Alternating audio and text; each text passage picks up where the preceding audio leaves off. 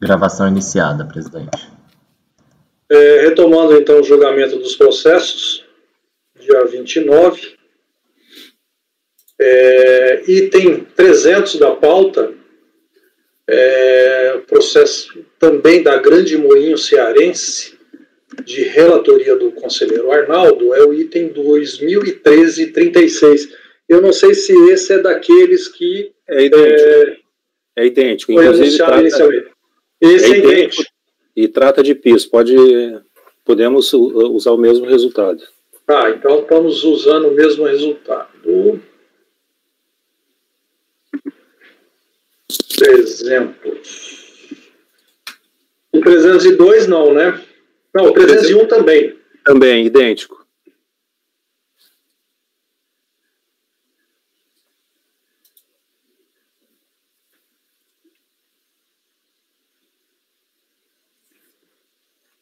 O 302 não? Não. Aí é o 304, né? Isso. 304 ele é idêntico, só que em vez de PIS é COFINS. Tá. 305 também, né? Também, só que é COFINS, mas é idêntico. Tá. Mas o 306 não. Não. Ok.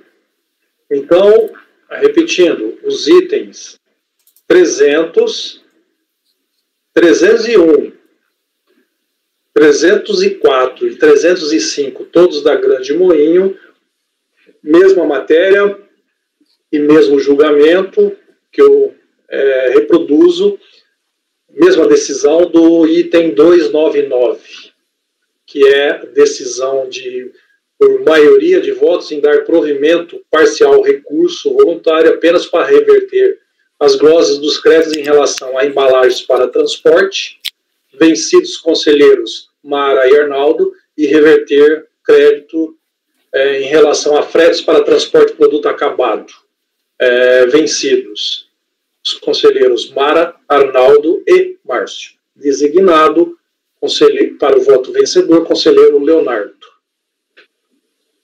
Então vamos ao próximo, 302. 302, ele é idêntico também em quase tudo. O relatório, podemos considerar o mesmo relatório já lido no processo da pauta 299.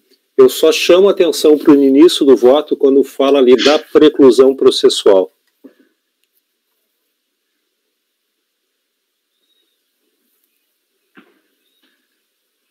Localizaram? Ainda não, estou abrindo.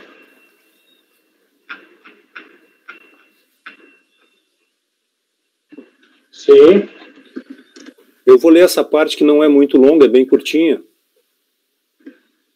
Diz o seguinte: reclama recorrente que o acordo recorrido simplesmente não enfrentou a questão relacionada com a glosa das ferramentas empregadas no processo industrial e, por isso, defende sua nulidade nesse ponto.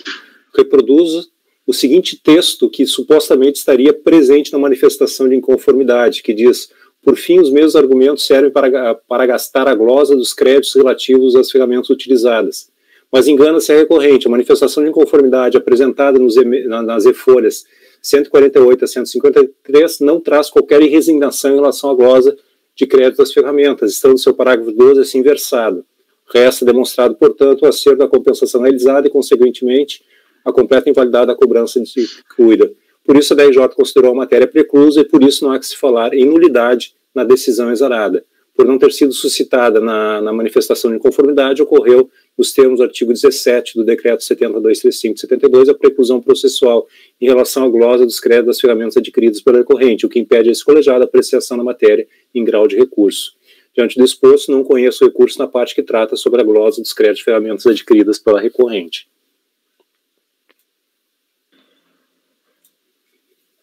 Então, então, nesse processo aí, só tem a embalagem e o frete. Isso. Então, aqui já não é mais parcial, então, né? É provimento total. Ela pede as ferramentas, então eu não conheço das ferramentas e na parte conhecida dá provimento, isso. É total.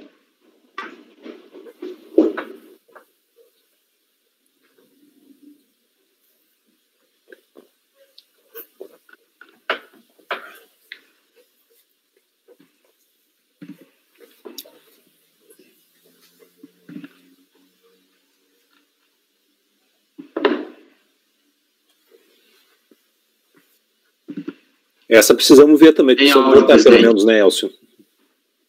Precisamos votar também, sim. Está se conhecendo parte do recurso no 302, né? Isso. Conhecer parte.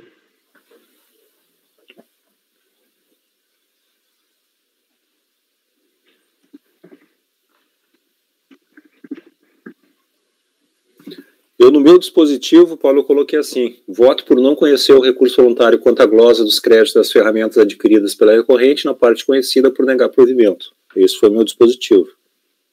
Ah, tá. Eu estava tentando fazer em cima dos outros, do anterior.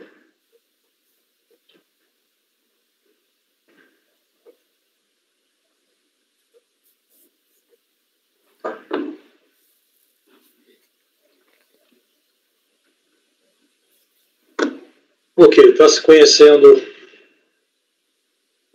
Não se conhece em relação à glosa dos créditos das ferramentas.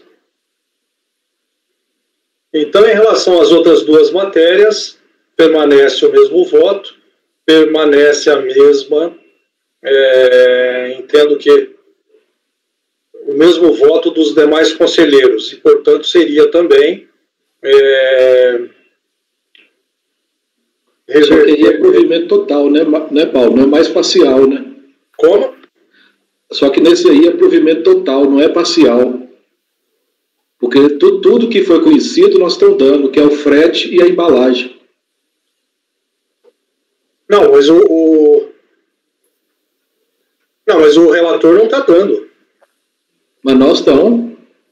É por maioria, né? Por unanimidade. É provimento parcial que eu estou falando, não é parcial, é total. Ah, sim. Ah, ok. É dar provimento, simplesmente, né? Dar provimento ao recurso. Na parte conhecida.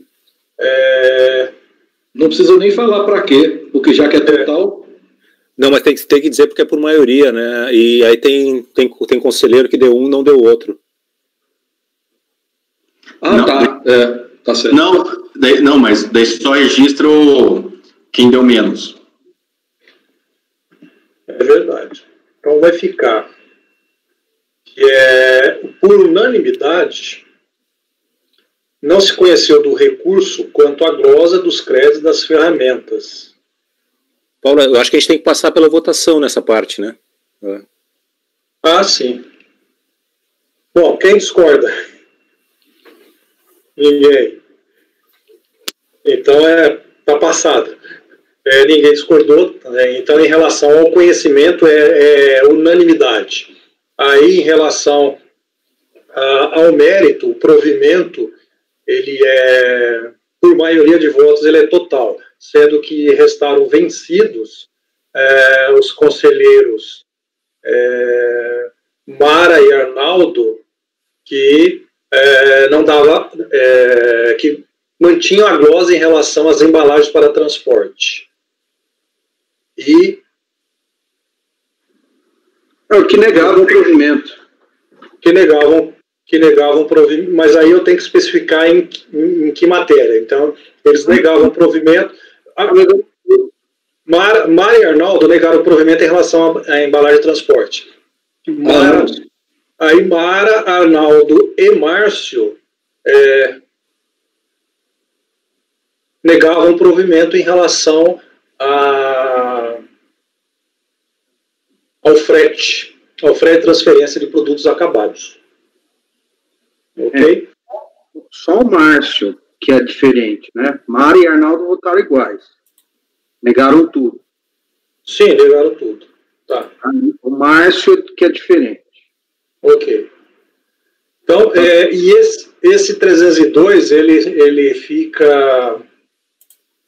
A mesma decisão se aplica ao 303 e 306, Arnaldo? Sim, a única diferença é que o 302 é PIS e o 303 e 306 são COFINS, mas é a mesma matéria, mesma situação. Aham. Ok. Então, a mesma decisão, conforme eu já proclamei para o 302, se aplica ao 303 e 306. Bom, encerrados os processos do Grande Moinho Cearense. Você tem que me designar nesses também, Paulo. Sim, designado para redigir o voto vencedor, conselheiro Leonardo. Tá? Já está até escrito aqui, eu só não anunciei isso. Tá. Vamos aos dois últimos, que são 307, Banco BTG Pactual, e depois 308.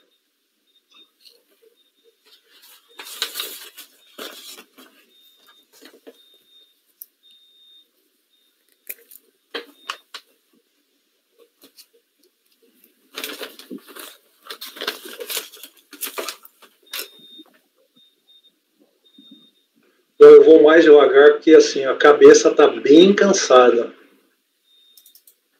Eu já tive dificuldade de fazer essa redação final aí. Agora é só ler também. Bom, o primeiro deles, então, o final do processo 2017-96 da BTG. Eu vou ler. O presente processo trata de decomp, número tal, crédito com valor correspondente a um DARF, este decorrente de alegado recolhimento a maior de COFINS, código 7987, relativo ao período de dezembro de 2002, foi utilizado para a quitação de débito de contribuição social, período 12 de 2012.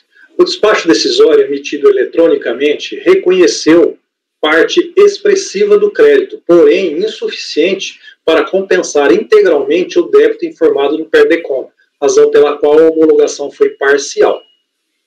Após ciência, o contribuinte apresentou manifestação de inconformidade na qual explicitou que apurou a COFINS, dezembro de 2012, com a dedução do montante de 889 mil a título de COFINS retida na fonte por pessoas jurídicas de direito privado, nos termos do artigo 30 da Lei 10.833, conforme relação apresentada, transmitiu DCTF retificadora, na qual declarou a quitação do débito de COFINS no valor de 19.632.000, mediante DARF no valor de 20.206.000, do qual resultou em pagamento a maior,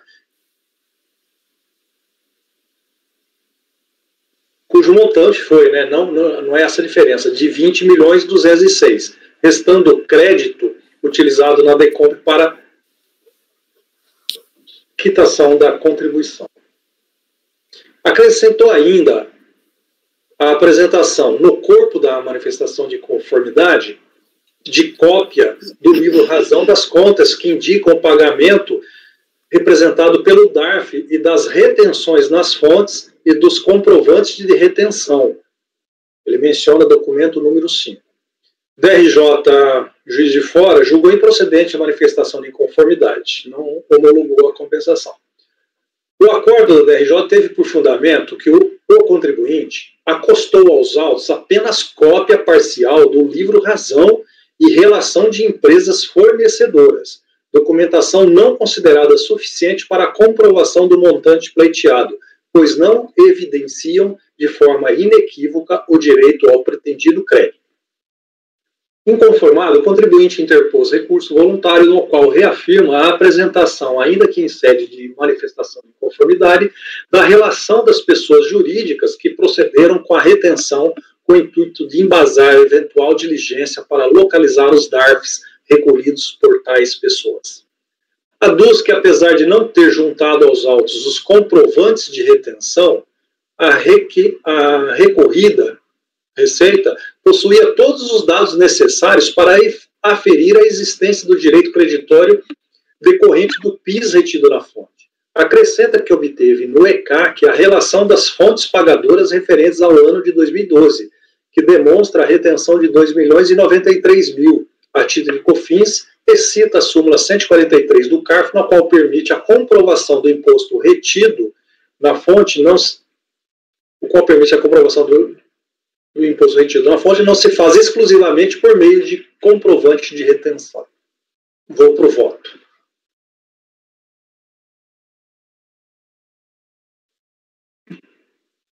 O litígio que se apresenta nessa instância de julgamento é de mera comprovação do direito ao crédito pleiteado, que deve ter a demonstração de sua certeza e liquidez pelo contribuinte interessado nos termos do artigo 170 do CPM.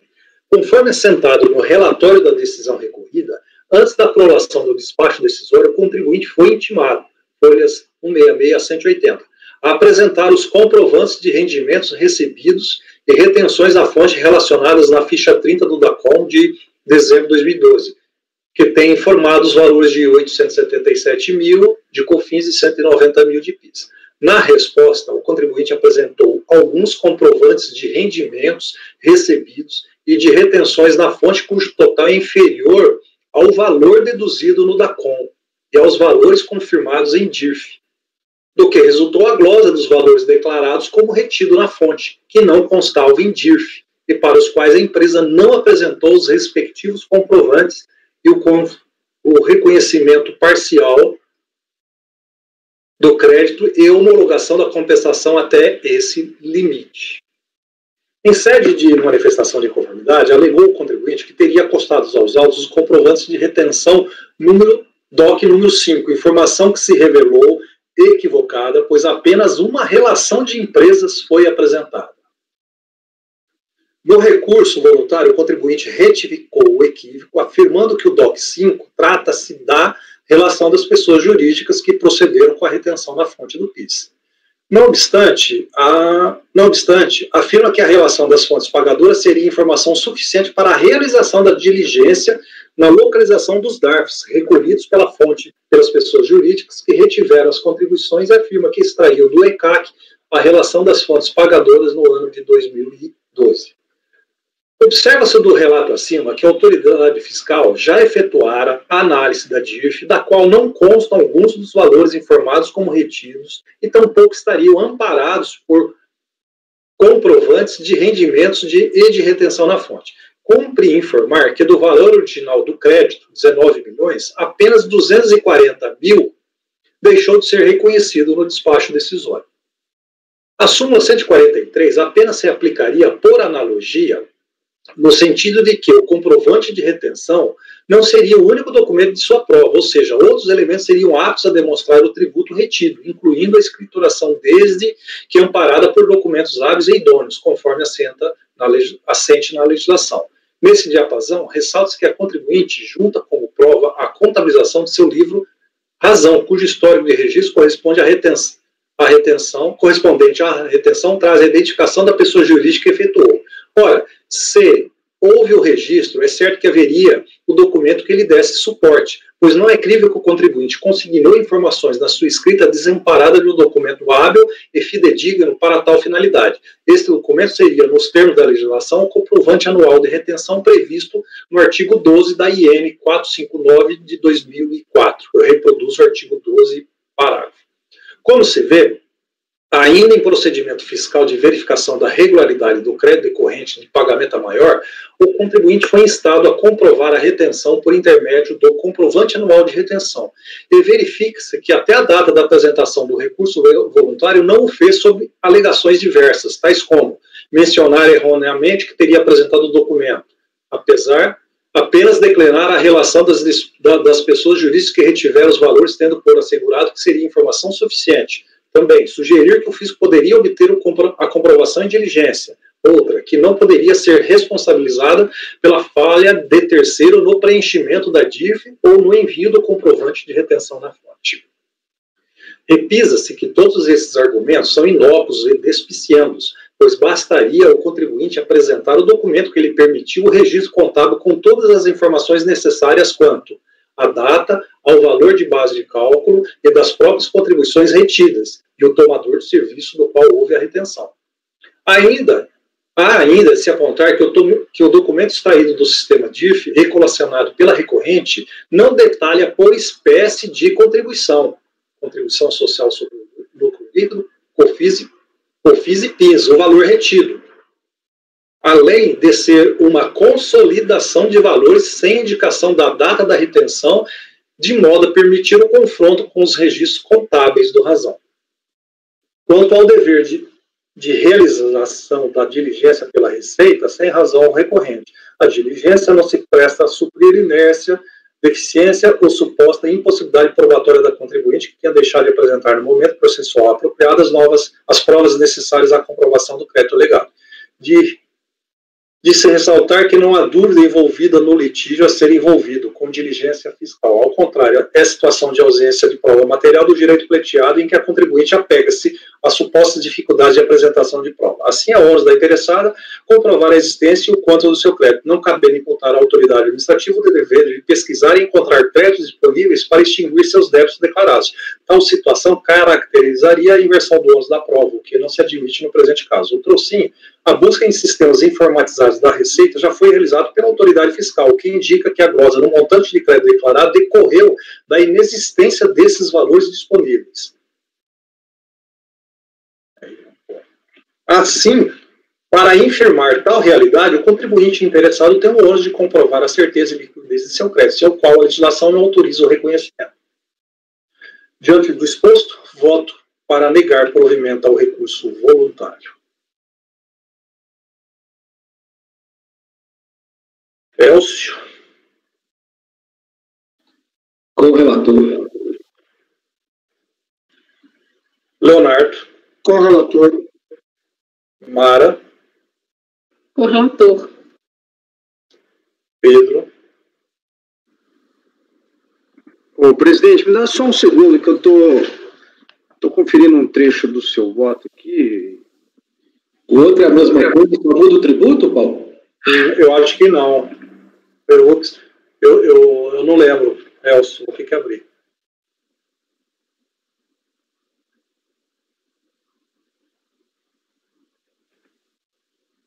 Eu já vou abrir.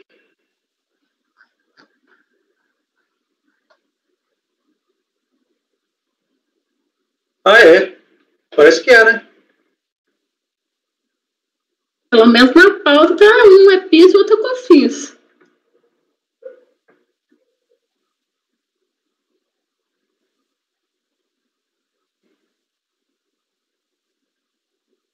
Exatamente. Porque o contribuinte alega, né, presidente, que não pode ser culpado por um erro de um terceiro, né? Agora, se não foi recolhido na fonte, não tem como dar o crédito, não é isso? E para ter certeza que foi recolhido na fonte, precisa do comprovante de recolhimento, né? Que é o que ele perguntou, é isso, né? O que ocorre é que nem sempre a entrega desse comprovante de rendimento é uma coisa tranquila. Às vezes você insiste, você manda e-mail, você faz de tudo e você não consegue ter esses comprovantes. E aí a empresa vai no ECAC e está lá a informação do CNPJ, o valor principal, o valor retido, e aí confia que pode atribuir dessa forma. Mas eu já passei por uma situação dessa. As auditorias independentes têm a norma debaixo do braço, sempre instrui as empresas a estarem solicitando os comprovantes de rendimento, mas é complicado, nem sempre isso chega não. E aí o que você vai fazer? É porque eu estou pensando o seguinte, tá? Para quem está nos autos aqui, não é quem reteu na fonte, correto? Quem está aqui depende de quem reteu na fonte. Ou seja, se a pessoa jurídica que está aqui comprova que algo foi retido na fonte e que ela recebeu menos do que deveria, porque foi retido... Sim, o extrato bancário prova isso. Para ela, é como se ela tivesse retido, porque é como se tivesse pagado, porque ela recebeu menos. Agora, se o terceiro lá não pagou, aí seria outra história, né? Aí a empresa aqui não teria como obrigar o outro lá a realmente ter pagado. Mas se realmente ocorreu a retenção, esse aqui recebeu a menos, né? Tem que ter as notas fiscais também, né? Aqui não está se questionando se o outro lá pagou a retenção, reteve e pagou. A questão é que ele contabilizou, e é o que eu aponto. Com base nos documentos que ele contabilizou, ele poderia estar apresentando como prova, nem isso. E eu digo em parte do voto que foram várias as escusas deles, sempre com motivação diversa. Né? E ele sempre alegando que o tal documento 5 era a prova completa. E não, era somente a relação das empresas. Tá, entendi, presidente. Porque realmente uma contabilidade unilateral... E veja só, nós estamos falando em 200 mil num montante de 20 milhões. Não é 200 mil. 800? 800 mil em 20. Eu falo que já valor expressivo valor expressivo já foi concedido do crédito. Valor expressivo do crédito já foi concedido. Então, ou seja, restou algo que ele não conseguiu comprovar. Os demais, sim. Entendi. Acompanha, presidente. Então, se todo o montante era de retenção na fonte, e a maior parte foi concedida, né, e que as provas eram as mesmas, de certa forma, o fisco conseguiu fazer algum cruzamento com as informações que o próprio contribuinte foi no ECAC e também quis corroborar.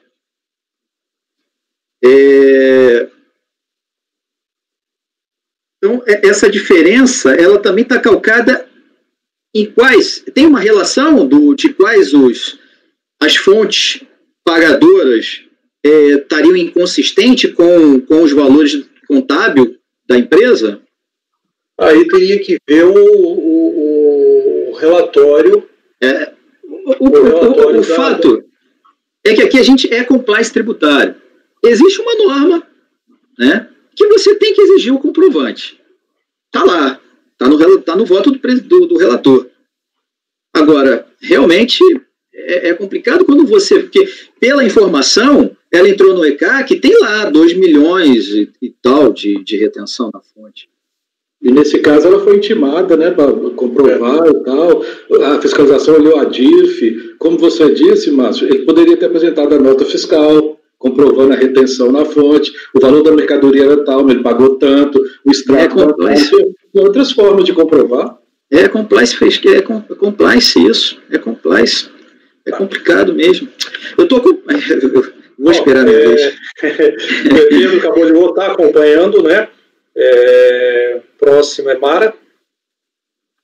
Acompanho o relator.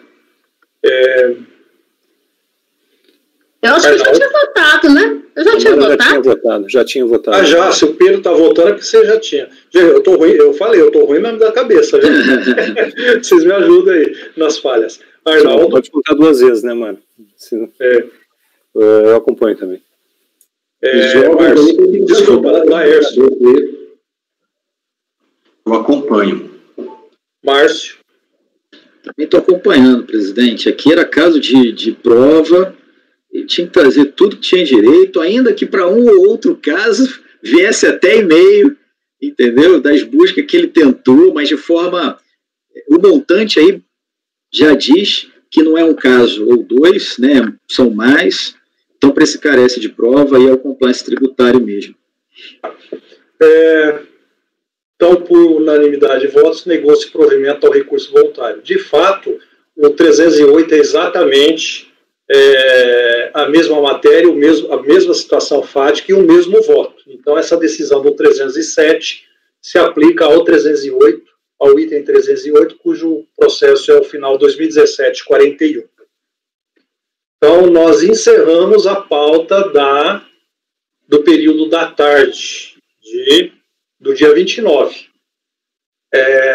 Ficaram os processos sem votar, ainda por falta de tempo. E, como eu já havia pedido, vocês vão indicando quais são, mas eu já também já tem em mente que o item... Nós votamos 3 processos de uma mesma empresa, de relatoria do conselheiro Arnaldo, e ficou faltando um deles. Porque aí já era mais de 19 horas, e aí eu interrompi. Então nós retomaremos esse.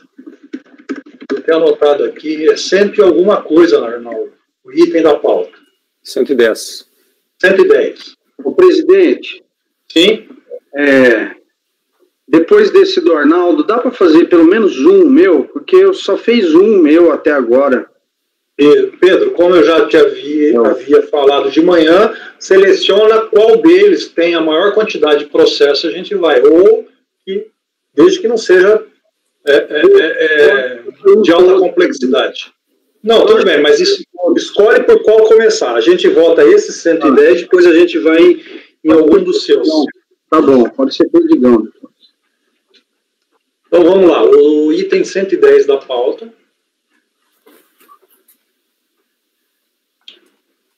Conselheiro Arnaldo.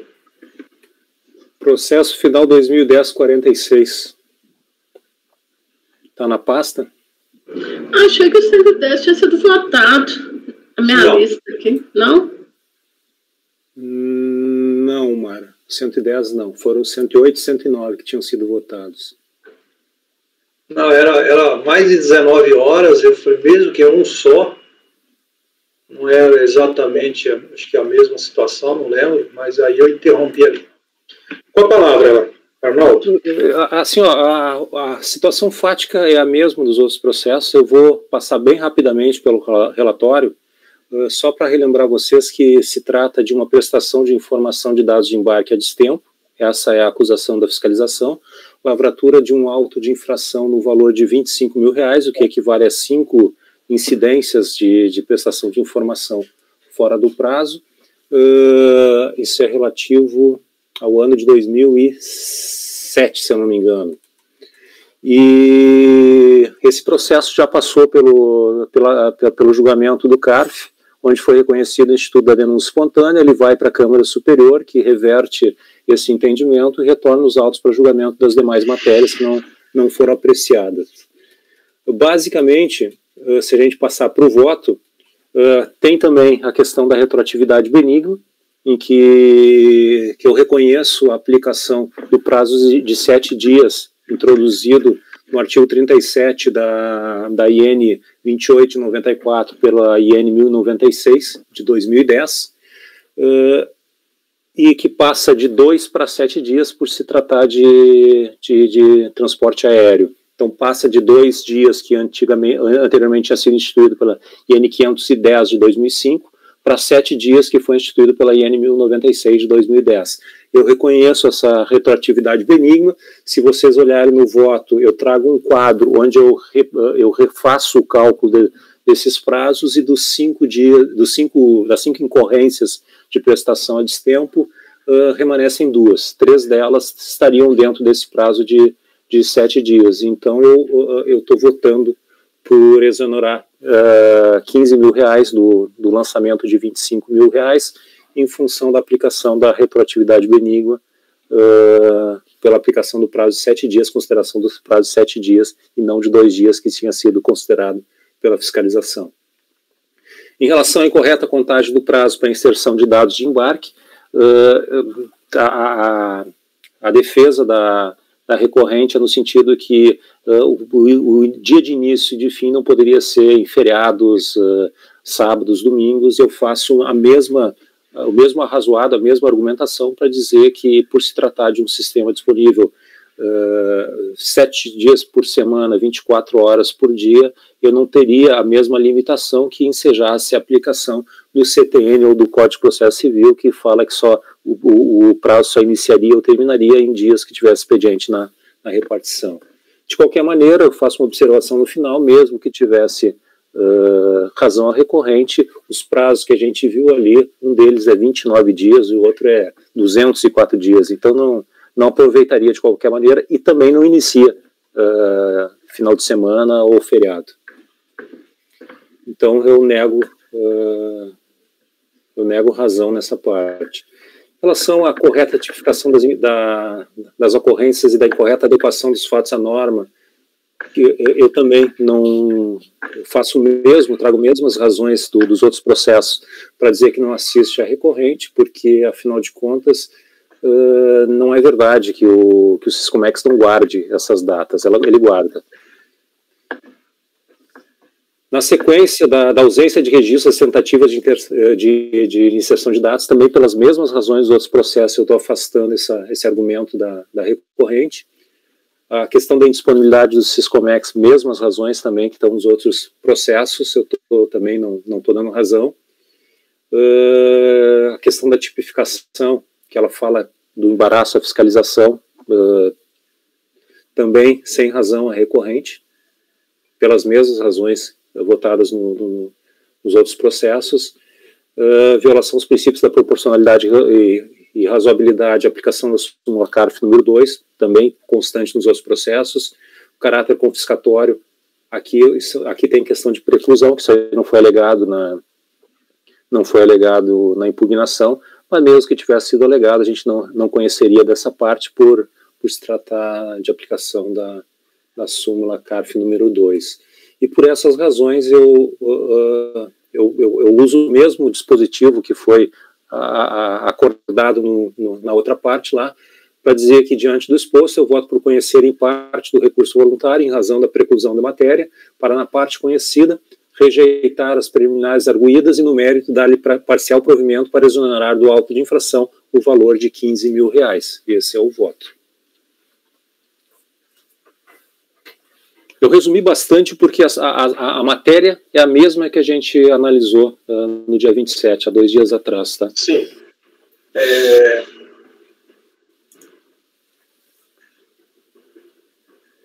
Bom, está se conhecendo parte do recurso por causa da preclusão? Isso. Tá. E o 108 e o 109... lá nós conhecemos em parte o recurso em razão da preclusão, na parte conhecida rejeitou as preliminares arguidas e no mérito foi dado provimento parcial para exonerar do auto. Lá foi 25, nesse aqui é 15 mil. 15 mil reais. E naqueles lá o conselheiro Pedro voltou pelas conclusões, eu não lembro nem as razões dessa.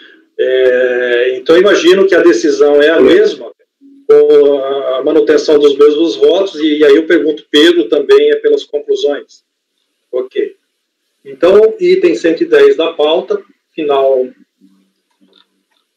processo final 2010-46 da Pluna, também é essa decisão que eu acabo de mencionar, lembrando que a exoneração no auto foi de 15 mil reais.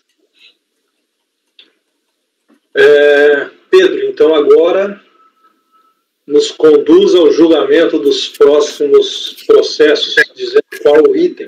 Perfeito. Presidente, só me dá 30 segundos só para ir no banheiro aqui, rápido. A gente não precisa nem parar a gravação, a não ser que vocês queiram ir também. Ninguém mais. Acho que tem que ter o Perdigão agora, né? Que o Perdigão tem 4, né? Pode ser uma paradinha. Uma paradinha. Por favor, apoio. Interrompa.